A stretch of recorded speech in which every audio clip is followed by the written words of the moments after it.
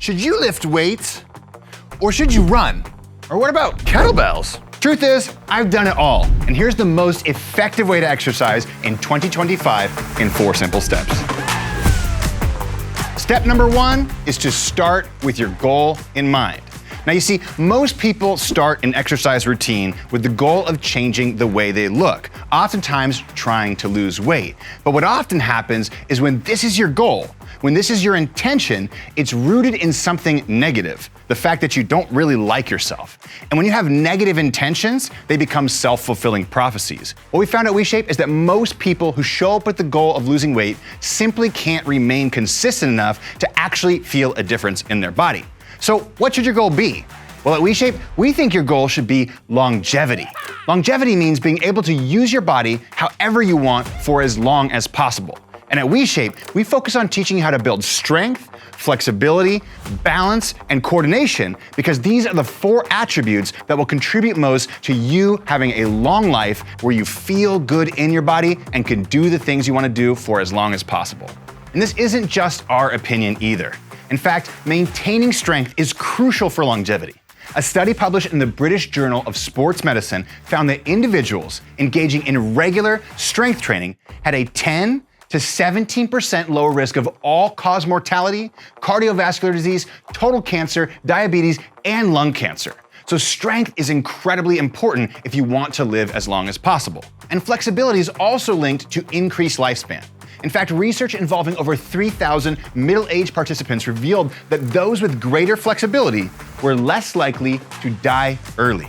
So maintaining flexibility can protect against falls, improve posture, and reduce the risk of heart and metabolic diseases as well. But in addition to that, balance and coordination are vital for preventing falls and maintaining independence in later life. In fact, another study from the Mayo Clinic highlighted that the ability to balance on one leg is a strong indicator of overall health and aging.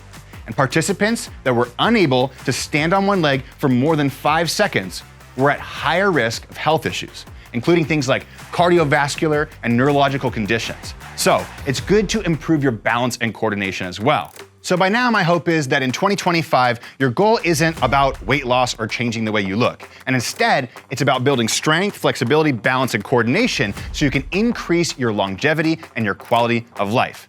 Okay, now that we've checked step 1 off, let's go on to step number 2.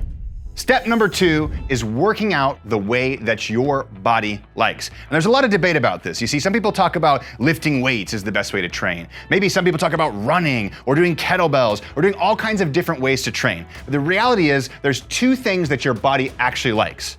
One is when it moves the way it was meant to move. When your joints move the way your body was meant to move, guess what? You move pain-free and you don't create injuries, aches, or pains that are later gonna cause issues with you having a long, fulfilling life. Number 2 is your body likes something called progression. And to highlight this, let's talk about a baby.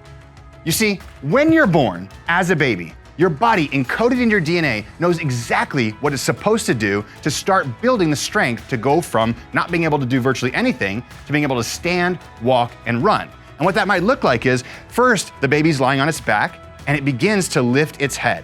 As it lifts its head, it's able to then roll over eventually to its stomach. Once it rolls to its stomach, it comes up to a quadruped position on all 4s. It starts crawling, eventually it pulls up and stands, and then eventually that baby goes for a walk. And this is the motor pattern progression that every human being goes through when they're an infant to learn how to move functionally in your real life. The only downside is as we get older, as we get aches, pains, and injuries, we start to inhibit some of those motor patterns, causing us to move poorly. And so, since you're no longer a baby, it's time to get rid of that, but remember all of the lessons that we should have learned as we were going from being an infant to being able to move our bodies freely. And what this means is learning how to train your body the way nature has intended. So how do you do this? Well, just like a baby. First, you learn how to activate your core and move your limbs. Then you learn how to stabilize your core in a quadruped position. Then you learn how to stand, then you learn how to walk, and then you learn how to run. Now, that sounds kind of complicated, so let me explain a simple approach that you can easily apply from home to start using this principle in your workouts to make sure that your body feels the best. Now that you've checked off step number 2 and you understand what your body actually likes, it's time to talk about progressive movement training. And this is the type of training that teaches your body to move the way it was meant to move and applies progression in a way that helps develop strength, flexibility, balance, and coordination safely. So I'm gonna teach you a simple progression of a movement called a sit to stand, starting with the most beginner variation all the way to more advanced variations so you can see what progressive movement looks like in action, okay? So to start, if you're a complete beginner and we want to be able to do a sit to a stand, the first thing to focus on is activating the right muscles, which is your core and your legs. A simple variation that you could practice is a movement called a seated heel push. So what you're gonna do is turn your feet out slightly so you're already in your normal sit to stand squat position. Look down and make sure your knees are going the same direction as your toes. Now, the first thing you're gonna do is squeeze your core muscles by doing this. Cough, and try to hold the end of the cough. So you're holding that tension inside your core. That's gonna teach your core how to brace, and that's gonna help you develop more strength as we go through this progression. Second thing you're gonna do is lift your toes towards your nose, strengthening this muscle right here on the fronts of your shins, which is fantastic for people with knee pain. And then you're gonna push your heels down into the ground, trying to feel your quad muscles and your glutes squeeze while also squeezing your core. So it looks like this. Toes up, heels down, squeeze those quad muscles, see if you can squeeze those glute muscles. If you can't, push your knees out a little bit more and you'll feel the hips fire. Hold for a few seconds and then relax. And just repeat like that. Squeezing, holding, and then relaxing, okay? If we practice this variation of the movement several days per week for a few rounds of about 1 minute, you'll start to build a better mind-muscle connection with the muscles that you'll be using for the sit to stand. And eventually, those muscles will get strong enough that you can go to the next step. For the second step in this movement progression, we're gonna start to add motion. What you're gonna do is this. We're gonna learn how to stand up from the chair, but by using the strength of our arms and our legs and our entire body. So scoot to the very edge of the chair so your butt is on the end. Find your squat stance, which is feet slightly outside of hip width, toes slightly turned outward. Make sure the knees are going the same direction as your toes. Now the first step for this is to try and engage the hamstrings and the glutes, not so much the knees, in order to strengthen those muscles and help you get up from the chair safely. So instead of bringing your knees forward like this and trying to stand up by pushing your head to the ceiling, what we're gonna do is we're gonna bring our belly between our thighs while keeping a nice flat back like this. We're gonna put our hands on top of our knees, and then we're gonna shift our weight forward, but still keeping the weight on the heels, and we're gonna push our hands into our knees until we get into a nice standing position, and then we're gonna slowly extend everything into a nice tall position. On the way back, we're gonna push the butt backwards, loading the glutes and hamstrings, place the hands back on the knees, keep the knees pushed out so they're tracking the toes, and then slowly work our way down until we can sit and relax. Same thing here is to fire your core, take a big breath in before you start the movement, and don't release the breath until you're fully standing like this. That's gonna help strengthen your core and allow you to do this movement safer and easier at the same time. Now, if you can do about 10 of these, slow and controlled, then you can go to the next step. Okay, for the next step, we're gonna remove the support and try to do these without using your hands on your knees. So it looks like this. Same setup as before, but this time, arms come out front. We bow forward, we press our heels into the ground, we load the hips and the hamstrings, we take that big breath in, squeeze our core muscles, and we try to stand up by the strength of just our lower body. And we go back down nice and slow, just like this. Okay? Practicing this movement is one of the best ways to build strength in the lower body, which is gonna help you maintain your longevity for as long as possible. Now, if you can do 10 of these, here's another variation for you. Okay, for this variation, you can speed up the motion a little bit, and at the top, I want you to rise fully up on your toes. That way we can get the calves involved. So it looks like this. I'm gonna bring my arms forward, I'm gonna bow forward, I'm gonna press my heels on the ground, stand up tall, and this time I'm gonna come all the way up on my toes for just a second, then I'm gonna bring my heels down, reverse the motion.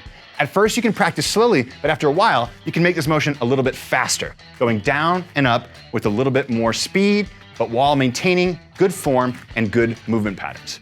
Now, if you can still do about 10 of these without compromising your form, then you can go to the next level. Okay, for the last level that I'm gonna show you today, I'm gonna add a little bit of hot to the top and make this an explosive movement. Because by now, you should have built good movement patterns, and the progression should have strengthened your muscles, tendons, bones, and ligaments to be able to do this variation. Same as before, arms come out front, but this time, we hop at the top. So inhale, exhale at the top. Inhale, exhale at the top. Inhale, exhale at the top, just like this. So as you can see, this motor pattern progression took you from not being able to stand up from a chair to being able to literally stand up from a chair and jump nice and high. And that's how you should approach your fitness routine, by using progressive movement training on a myriad of different movements and stretches to help you gain strength, flexibility, balance, and coordination, which will improve your ability to live a long life and feel good in your body the entire time. All right, now that we've got step number 3 checked off, let's go to the last and final step. Okay, for step 4, we're gonna make sure you know how to build the perfect workout for you. And this starts with something simple, and that's having the right movements for your body.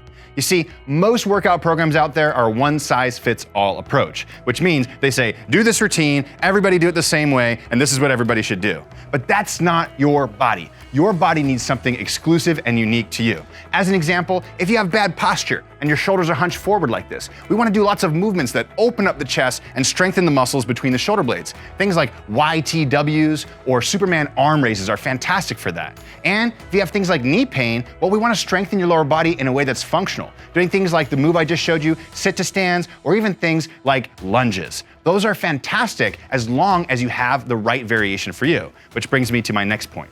You see, every movement that supports your body can be scaled up and down depending on your current levels of strength, flexibility, balance, and coordination. Just like I showed you before in this progression, every single movement that you pick for the perfect move for you should have beginner, intermediate, and advanced variations. And if you're really sophisticated, you're gonna want many steps in between, like 10 or 12 steps in between, because the smaller the steps you make, the easier they are to take. Which brings me back to progressive movement training and making sure that every movement you select for you has many steps to make sure you have the smoothest journey possible towards gaining strength, flexibility, balance, and coordination. Next, make sure you factor in your level of recovery for today. You see, most people show up to a workout planning to do whatever they had put on paper weeks before. But that doesn't take into account the reality that sometimes you're tired and sometimes your body doesn't feel all that great. But if you take those into account, you can adjust your workout to make sure that you're deprioritizing things that are challenging and prioritizing things that are a little bit easier, that allow more recovery and allow your nervous system to relax so that you can actually recover from your workouts and get back to doing more challenging workouts in the future. So don't just do the workout that you have scheduled for the day. Make sure to check in with yourself and adjust your workouts to make sure that you're doing something that feels good to you. And finally, perhaps the most important thing you need to do is carve out time in your schedule and make sure that your workout fits into your schedule. And don't give yourself any excuses. Sometimes people say, I don't have any time. But the reality is, we all have 10 or 20 minutes, 2, 3, maybe even 4 days per week that we could do a follow-along workout if we had that workout in front of us. So don't make excuses and make sure that you take out your calendar, carve time in your schedule, and say, this is my time to take care of my body so I can gain strength, flexibility, balance, and coordination so I can live a long life and feel good in my body while doing it. And if you're finishing this video feeling maybe more confused than when you got started, don't worry about it. We can build the perfect workout for you. If you want to give it a shot, all you have to do is click the link below.